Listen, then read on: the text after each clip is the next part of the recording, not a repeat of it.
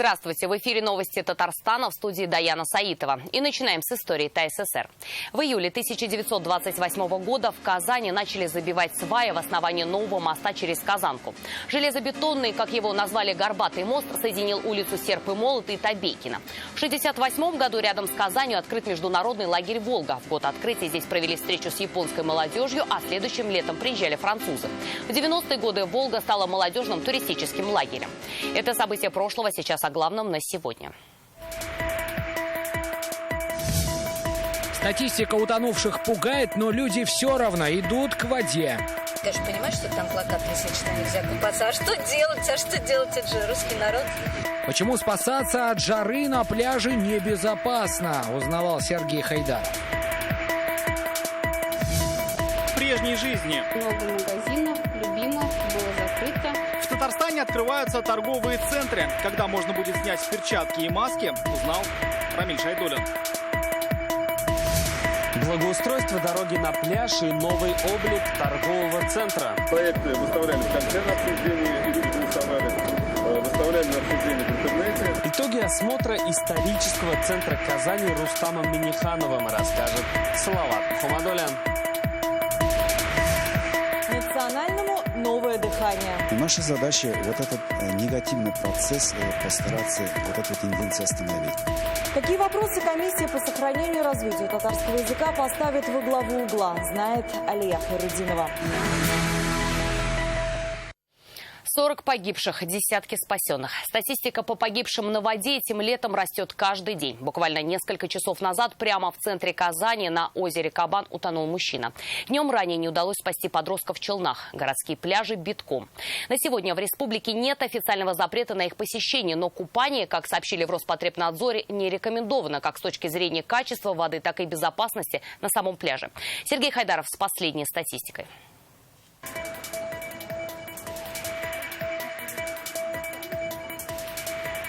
Погода жаркая, вот думали, чем в квартире сидеть, вот решили прийти искупаться. Я, конечно, понимаю, что там плакат висит, что нельзя купаться. А что делать? Это же русский народ. Наверное, все, кто приходят в эти жаркие дни на места купаний, рассуждают примерно одинаково. Чем выше солнце, тем больше на пляжах людей. Аншлаги, предупреждающие, что купание запрещено, их не останавливают. Отсутствие спасателей, видимо, тоже. Плаваю хорошо, да. Поэтому не страшно. Да, поэтому не страшно. Но спасатели, конечно, хотелось бы, чтобы здесь были. Люди идут на пляже, несмотря на то, что количество смертей на воде растет каждый день. Пока готовился этот материал, стало известно, в озере Кабан утонул мужчина. Его нашли в 30 метрах от берега на 7-метровой глубине. А это уже Челны. Водолазы, сменяя друг друга, ищут 17-летнего парня. Он нырял в реку с друзьями и не вынырнул. Просто сам по себе плавающий. Возможно, когда нырнул. Они же там же берут, там нет такого, что ты зашел там и узнал. А ты идешь, вот следующий шаг, все ныряет. Там глубоко. С начала июня утонули 40 человек. Среди них 4 детей, погибших на треть больше, чем за аналогичный период прошлого года. Это при том, что пляжи официально не открыты. В Роспотребнадзоре поясняют, запрета на их посещение нет. Но вот само купание небезопасно. Ни один водный объект санкционированного места купания санитарно-эпидемиологическое заключение не получил. Заявился пока только Нижнекамск, это МБУ-ДЭС, зона рекреации поселок Красный Ключ. И там пока документы находятся на рассмотрении. Но люди, изнывающие от жары, будто уже и забыли такое слово «коронавирус». Толпами отдыхают на пляжах. Никакой дистанции. Раз не выгоняют, значит можно? Вот мы поодаль от людей. Соблюдаем дистанцию. Да. Вдвоем только сидим, а вокруг вот 1,5 метра. В воде, насколько я знаю, я читал то, что вирус не распространяется, то, что он как бы здесь он как бы не влияет особо. МЧС уже начали патрулировать пляжи, но пока статистика растет. И остановить ее можем только мы сами. Сергей Хайдаров, Алмаз Зиединов, ТНВ, Набережные Челны, Казань. О благоустройстве пляжа «Локомотив» сегодня говорил Рустам Минниханов. Президент республики лично осмотрел ход работ по реконструкции и реставрации объекта в историческом центре Казани. Ремонт скоро придет в столичный ТЮЗ и в один из торговых центров. А в Азимской мечети и в доме Челышева президентские поручения по ремонту уже выполнены. Салават Мухаммадуллин о том, как меняется центр, сохраняя исторический облик. Сделать немножко здесь расширить, Безопасность и комфорт на пляже в приоритете, отмечает Рустам Минниханов. Это пляж «Локомотив». Здесь сейчас открытые душевые, пара деревянных навесов, спасательный пункт и, по сути, все. Президент республики поручил проработать варианты благоустройства этого берега Волги.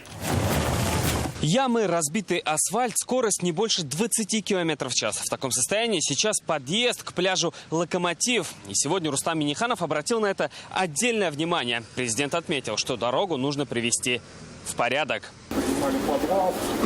Уже в полном порядке и принимает прихожан после ремонта Азимовская мечеть. Поручил отреставрировать этот объект культурного наследия Рустам Минниханов еще в 2016 году. 5 лет работы и вот результат. Из бюджета республики выделили 31 миллион рублей. Мы теплоизоляцию сделали, не капает, но вот немножко подтекает. Казанский театр юного зрителя только в ожидании ремонта. Принято решение, что на его базе будет создан театрально-культурный комплекс. Проект развития сегодня представили президенту республики.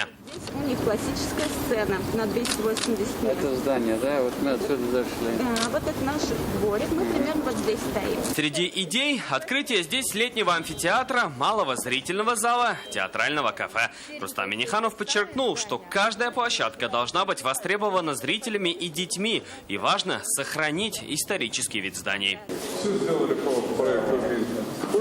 Это уже дом Челышева, объект культурного наследия середины 19 века. По поручению Рустама Минниханова в прошлом году здесь прошел капремонт. Здание принадлежит КФУ. Сейчас здесь проходят курсы для иностранных учащихся. Выставляли на обсуждение в интернете. И, в принципе, вот эти 3 работы, которые заняли первое место. Еще одна точка в президентском маршруте – торговый центр «Кольцо». Архитекторы представили Рустаму Минниханову варианты его модернизации, которые уже давно ждали. Здание не вписывалось в архитектуру исторического центра. Об этом говорили и архитекторы, и сами жители. Если честно, я не видела, какие там проекты дизайна были. Но мне кажется, можно поменять. Ну, вы сами видите, как бы старое здание, ремонт бы, я думаю, не помешал. Вывески, ну и немножко обновить, может, фасады. Само, может, здание и красивое, но запущенное. Президент одобрил концепцию и поручил презентовать ее казанцам. И сегодня Рустам Минниханов проверил ход реставрационных работ в Гедуве. Зданию уже больше века, и оно входит в список объектов, которые находятся под особым контролем президента. Салават Мухаммадуллин, Игорь Романов, ТНВ, Казань. Торговые центры распахивают двери. Сегодня в республике вступили в силу новые послабления ограничительных мер. Заработают торговые центры, аттракционы и кафе. Между тем, в Татарстане еще продолжает действовать масочно-перчаточный режим. Закрыты кинотеатры, кальянные, развлекательные центры и ночные клубы. Как республика готовится вернуться к привычному ритму жизни, увидел и Рами Шейтулин. Увидеть камеру в торговом центре уже непривычно. Больше 3 месяцев здесь не было ни души. Все дома торговли были закрыты еще с конца марта. Лишь 1 июля торговые центры республики начали постепенно открываться. Сначала покупатели приняли небольшие магазины с отдельным входом, затем, где площадь до 800 квадратных метров. У каждого входа стоят средства дезинфекции. Реагируют нормально, адекватно. Все понимают ситуацию, хотят шопинг.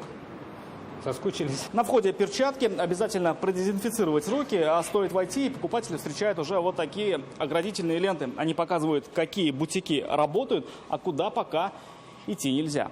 А уже сегодня днем стало известно, зеленый свет дали всем торговым центрам республики. Кабмин опубликовал постановление, которое разрешает их работу с одним «но» – без кино, развлечений и общепита. Когда торговые центры открыты, это уже получше, куда-то можно сходить. Позитивно оцениваю. Были некие неудобства, связанные с тем, что много магазинов любимых было закрыто. Поэтому, как только открылись, поспешили уже в них. Кроме ТЦ открылись аттракционы и стационарные кафе. Но пока под запретом ночные клубы, кальянные и кинотеатры. Хотя татарстанские кинозалы уже готовы работать в новых условиях. Залы мы замерили, промерили, все ширина между креслами, между рядами, все уже замеры все сделаны, уже рассадку гостей мы знаем, как мы будем их рассаживать, каким образом, а по дезинфицирующим средствам вопрос прорабатывается. В Казани, несмотря на все ограничения, начали снова ставить спектакли, но по новым правилам. На сцене до 10 человек. Из-за пандемии даже сменили репертуар. В Камаловском вместо «Голубой шали», где выходит 60 артистов, готовят угасшие звезды. Ведь о пандемии забывать не стоит. Роспотребнадзор сегодня сообщил, масочно-перчаточный режим остается всерьез и надолго. Эта мера, она с нами останется надолго. Надо уже пора взять ее за основу жизни, за правила жизни, а также как элементарное мытье рук. О них не стоит забывать ни в магазинах, ни в кафе, ни в общественном транспорте. Иначе дальнейшее послабление режима под вопросом. Рамиль Шайдуллин, Рамзиль Гарипов, ТНВ, Набережные Челны, Казань. За прошедшие сутки в Татарстане выявили 32 новых случая заражения коронавирусной инфекцией. Все заразились контактным путем. 8 человек госпитализированы, остальные проходят лечение на дому. Больше всего заболевших в Казани – это 20 человек. На втором месте Кукмарский район. Там коронавирус обнаружили у 5 жителей. Общее число случаев заражения в республике уже превысило отметку в 5000. 25 человек скончались. Больница поселка Васильева Зеленодольского района временно закрыта. Сегодня на пресс-конференции по текущей эпидобстановке журналистам объяснили причины, почему медучреждение не принимает пациентов. У нас есть информация о том, что действительно там есть заболевшие.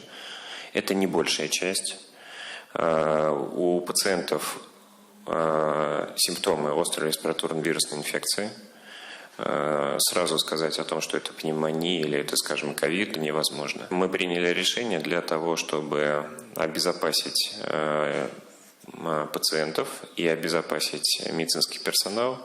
Мы приняли решение эту больницу временно закрыть и перевести функционал в Зеленодольскую центральную районную больницу. А что касается персонала, мы разбираемся. Я думаю, что в ближайшее время у нас будет полная сводка, сколько ОРВИ, сколько пневмоний. Теперь они не боятся грязи, непроходимых лесов и даже пожаров. Сегодня Рустам Минниханов вручил татарстанским лесникам ключи от 112 машин. Гараж лесничества пополнили лесопатрульные, лесохозяйственные и лесопожарные автомобили. Последние были закуплены в рамках федеральной программы сохранения лесов по национальному проекту «Экология». Какая еще техника уехала в лес, знает Сергей Хайдаров. Все нормально? Сегодня лесники со всей республики явно ехали на работу как на праздник. Рустам Минниханов лично вручает им ключи от 112 единиц техники. Президент Татарстана сам родом из Сабинского района, где вокруг одни леса. Для чего лесхозам мощные авто, знает не понаслышке. Нам очень важно сохранить то богатство, которое сегодня есть. Я понимаю глубину и задачи, которые стоят перед работниками лесного хозяйства. Вырос в лесу, родился в лесу. Новье, пленка, запах новой машины, вот так вот. Ильнур Кашафеев новой машине не нарадуется. Этот УАЗик уедет в пригородное лесничество. Это сразу несколько районов республики. Такому крепышу не страшны ни дождь, ни слякоть. Пройдет все, да еще и вместительный. Пусть то на лесовосстановительные работы, пусть то на любые другие работы. 5 человек спокойно. И инвентарь. То есть можно и посадочный материал, лопаты, то есть и шансовый инструмент, если, не дай бог, пожар. Работа у лесников тяжелая, да и техника должна быть соответствующая. Поэтому в их распоряжение переходит вот такой вот красавчик-трактор на основе белоруса, который явно справится с самой тяжелой работой. Ну и, конечно, не будем забывать о том, что сейчас стоит жара, очень пожароопасно. И вот такой подарок в виде пожарной машины будет просто незаменим. Непроходимые места будет попилить, порубить. Уже свою новенькую машину нам показывает Белут Валеев. За рулем пожарки он 25 лет. Раньше лопатами тушили, а сейчас вот технику хоть начали давать. Это нормально, это уже хорошо. Если для кого-то чем жарче лето, тем лучше, то для лесников это период напряженной работы. Накануне Алексей Песошин подписал постановление об ограничении посещения лесов. Это очень обоснованно. Во-первых, 4 класс опасности у нас уже в 13 районах. И сегодня мы для этого проводим авиапатрулирование. У нас есть контракт, заключенный с авиалесохраной. Сегодня лесникам вручили 2 пожарные машины. Их закупили в рамках федерального проекта сохранения лесов национального проекта «Экология». Сергей Хайдаров, Данил Филатов, Марат Саидгараев, ТНВ «Казань». Смертельное ДТП в Башкирии с туристами из Татарстана год спустя. Что произошло и кто виноват? Читайте в интернет-газете «Реальное время». Это новости Татарстана, и смотрите далее. Национальному новое дыхание. Наша задача вот этот негативный процесс постараться, вот эту тенденцию остановить. Какие вопросы комиссия по сохранению и развитию татарского языка поставит во главу угла, знает Алия Хайрудинова. Лучшие выпускники КАИ. Ночами не спал, делал различные мероприятия, участвовал в проектах. Кто они и куда пойдут после института, расскажет Салават Мухаммадулян. Сегодня вышла в свет уникальная книга о татарском народе «Татарский мир». Об этом в своем инстаграм написал президент Рустам Минниханов, отметив, что, по его мнению, это лучшая книга о татарском народе. Символично, что именно сегодня прошло первое заседание комиссии при президенте по сохранению и развитию татарского языка. Какие проблемы уже обозначили, услышала Алия Хайрудинова.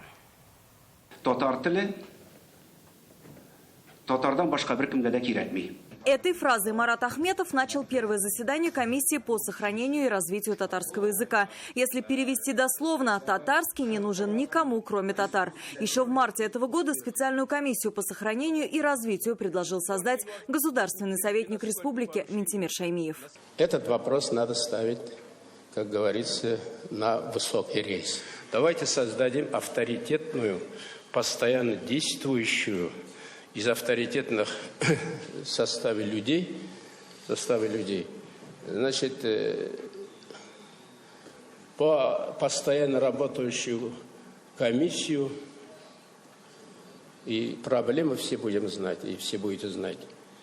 Значит, по проблемам образования, сохранения родного языка, обучения и сохранения родного языка. Она должна быть.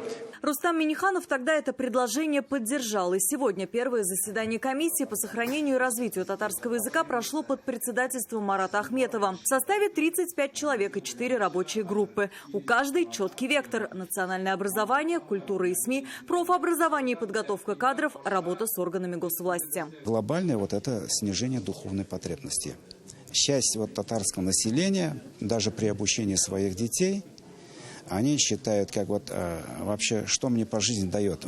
Потребительские, скажем, отношения к своему родному языку матери. Несмотря на то, что это первое заседание, обсуждение было бурным. Подняли много наболевших вопросов. Это и бюджетные места для студентов, обучающихся на татарском, доп. Баллы за сдачу ЕГЭ, создание татароязычных групп в детсадах. Ну и самое простое, с чего можно начать – использовать 2 госязыка в выступлениях представителей госвласти. У нас из всех депутатов 65 татар, где написано, что нельзя им выступать на татарском языке. Вчера посмотрел статью Конституции, там черным по белому: республика вправе устанавливать свои государственные языки в органах государственной власти, в госучреждениях. Еще одна из проблем. В 21 районе республики нет татарских школ, и лишь 50 тысяч учеников грызут гранит науки на родном языке. Это каждый 5-й. Проблема большая, конечно, и работа непочатый край. Но самое главное у нас образовательная система. Конечно, федеральные стандарты никто не отменял. К сожалению, мы очень часто надеемся только на традиционные вещи. Интернет – это ворота абсолютно широко открытые во весь мир. Поэтому мы должны и эти технологические возможности использовать. Мы говорим очень правильные вещи, звучат очень нужные для нас слова, но перерастут ли слова в реальные действия – это и есть основная проблема. Задачи есть, теперь надо думать, как с ними справиться. Уже на первом заседании Марат Ахметов предлагает конкурс на получение весомого гранта – 500 000 рублей за лучшее художественное произведение на татарском языке. Главный критерий – оно должно привлечь миллионы читателей. Пока из конкретных задач одна. Всем 4 рабочим группам начать вносить предложения. Все будут рассматриваться, а в случае принятия все вопросы по внедрению и финансированию будут решаться на самом высоком уровне. Алия Хайрудинова, Ренат Сафин, ТНВ, Казань. Связь с гражданами дистанционно, от заседаний и собраний пришлось отказаться. О том, как в период пандемии работали депутаты фракции «Единая Россия», сегодня журналистам рассказали в Госсовете Республики. Подробности у Зарины Ахметовой.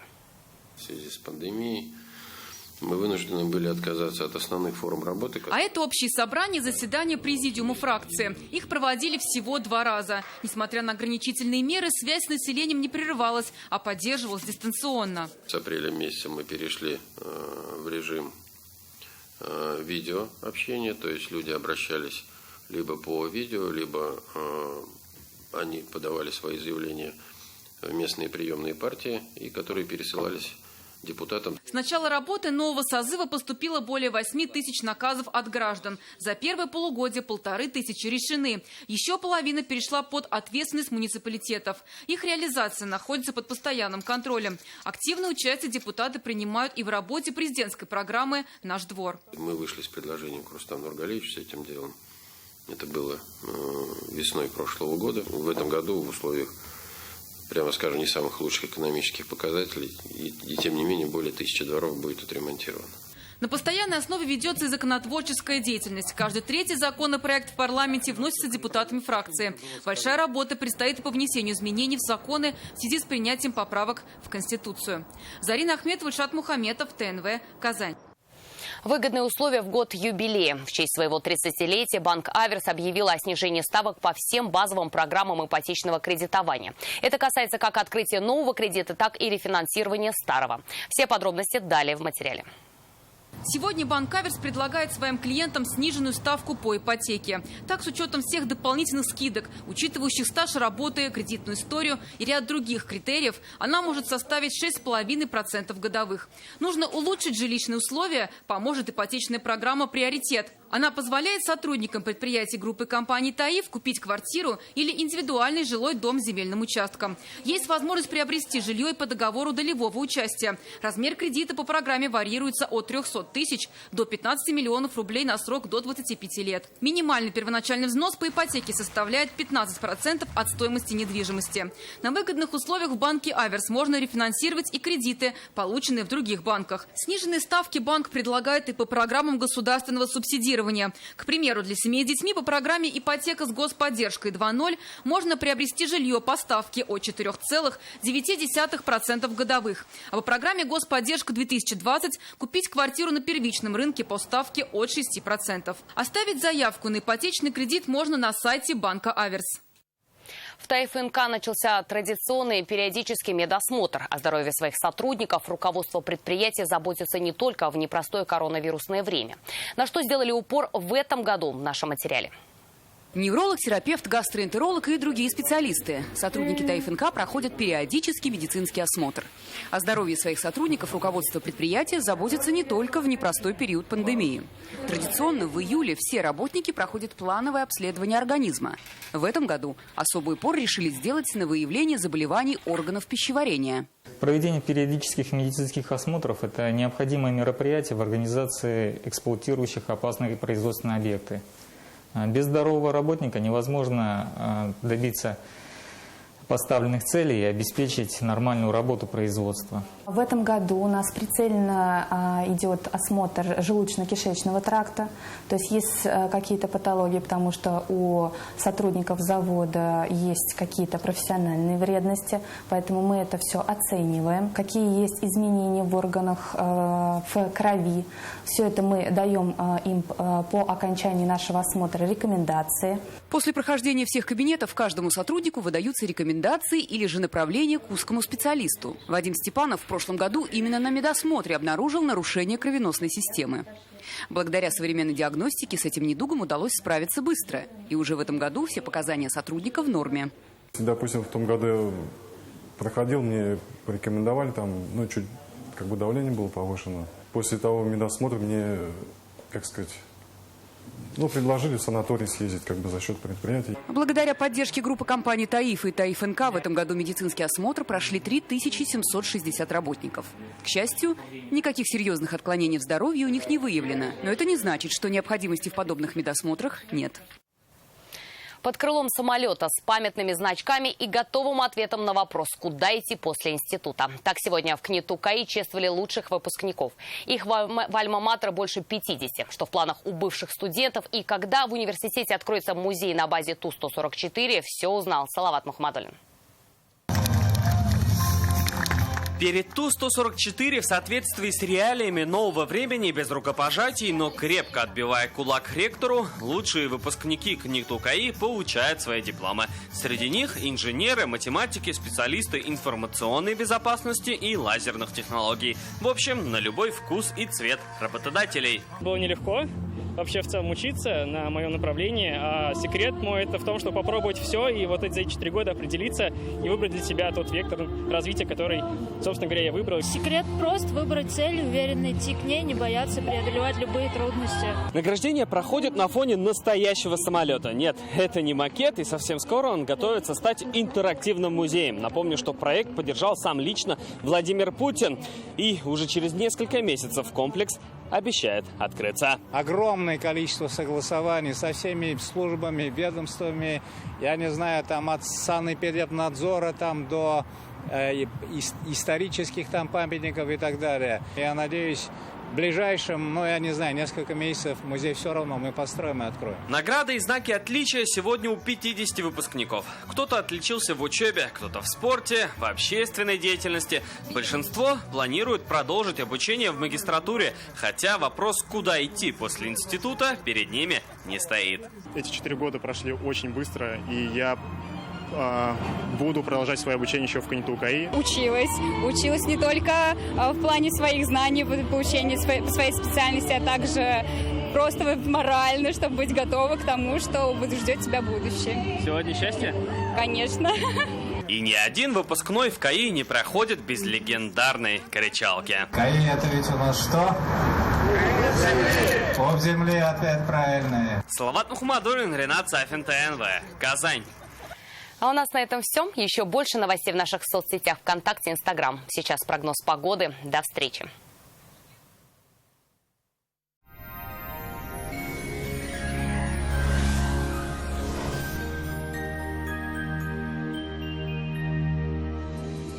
Здравствуйте. В студии София Егорова. В ближайшие сутки жара пойдет на убыль, а погоде через несколько секунд. Создайте свою уникальную, продуманную до мелочей кухню вместе с Данил Мастер. 3D-проект кухни, доставка и установка в подарок. Звоните 2-167-166. Казань, Восстание, 23. Данил Мастер ценит каждого клиента. По данным сервиса Яндекс.Погода, в Бугульме, Бавлаха и Азнакаево небо затянет облаками и пройдет дождь, но будет очень тепло, плюс 30-32 градуса. В Набережных Челнах, Нижнекамске и Елабуге ожидаются осадки и плюс 30 градусов. В Агрызе, Менделеевске, Актаныше похожая ситуация. Сыро и жарко, до плюс 34. В Арске, Кукмаре и Балтаси облачно, но сухо, плюс 28-29 градусов днем. В Болгаре, Дрожжином и Буинске температура на несколько градусов станет ниже, плюс 28-29. Дожди маловероятны. В Альметьевске, Чистополе и Мамадыше пройдет дождь, но температура сохранится повышенной, до плюс 31.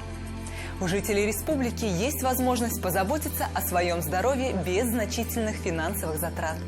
Со 2 по 31 июля в аптеках «Икона», аптеках от склада, бережных аптеках проходит акция «Покупай выгодно». Берегите себя.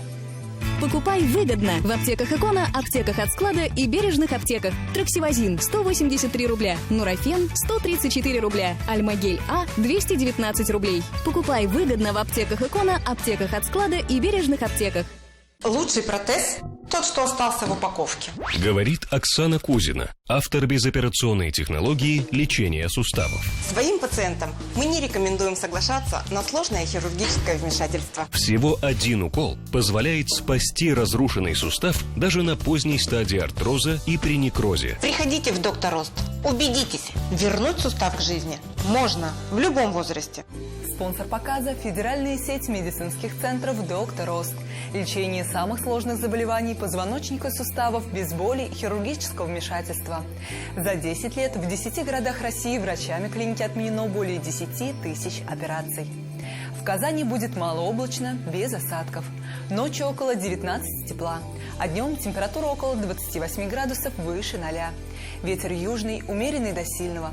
Атмосферное давление 751 миллиметр ртутного столба. Влажность воздуха 39%. Магнитное поле Земли спокойное. Полгода ипотеки за счет застройщика. Квартира в Казани от Акбарс-Дом. Дом там, где мы. Подробности по телефону в Казани 295 47 и на сайте akbars-dom.ru. Полгода ипотеки за счет застройщика. Квартиры Акбарс-Дом. Дом там, где мы. Телефон в Казани 295 77 77.